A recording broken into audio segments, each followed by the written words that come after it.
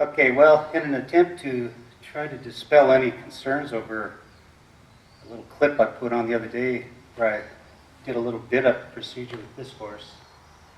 Personally, I would never put a bridle on a horse and check his head back and turn him loose and tell him to go figure things out on his own. Quite a long time, 15, 20, 30 minutes. And I try to get him to understand that when he feels weight come up in a rein, that he comes to me like that, see? Can you see how softly that horse is coming to me? I just go to the point of making contact on him. I don't pull him around. I wait for him to surrender to that little tiny bit of pressure on the corner of his mouth. I just made contact on him right there. And see, I'll wait for him here, and I don't care if it takes him 15 minutes to give any sign that that horse will give to me. See, I will give back to him. Right there. See, even if that was kind of an accident where he thought he was maybe following the weight of that rein, when you feel weight come up in that rein and you feel me make contact on the edge of your mouth, you come to me, give me a little, and I'll give back a lot. I'm just going to hold him right there. I'm not pulling. There's just hardly a fraction of an ounce of pressure against that horse's mouth. I was trying to think, what do I have to do to make this guy let go? And what I want him to come to believe is if he'll snap his head towards me, just even a fraction of an inch, I will let go. He gave himself a little release there, see? There. Out to the side, there. Out to the side, touch, release. I'm just going to touch that rein and then release him. And touch and release and touch, touch, touch, touch, and release. No, he thinks he's going to come toward it. I don't care if he lowers his head down. There. Now, I wouldn't go to vertical flexion until I felt that he was pretty darn good at this lateral flexion. A hold, a wait, a hold. Any sign, even if it's kind of an accident, see? I'm not pulling on him, I'm just making contact there. I'll wait for him. There. I'll wait for him. There. That rein had a droop in it the whole way back here. I will get my reins nice and even. Make sure he can feel the looseness. Then I'll reach up and make there. I'll reach up and just start to make contact, and I'll wait for him right there.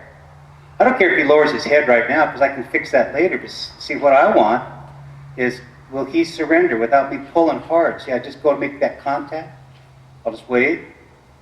I'll wait. See, he's got a little bit of firmness there. There. See how I gave back immediately? Not only did I open my soft, loving hands, I threw my arms forward. See, watch how much slack I'll give him when he comes. There's just a tiny bit of tension there.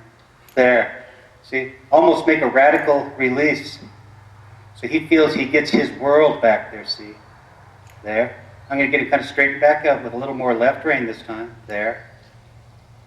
Now, I don't care if he lowers his head, because we can straighten that out later. Say, no, I don't want your head down there. There. I want your head to tuck. There. Just touching. I'm barely touching. Touching. There. He was super soft.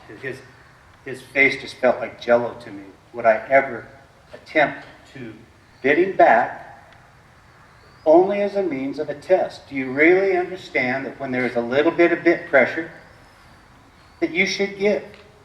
When there's a little bit of bit pressure, do you understand that you should give?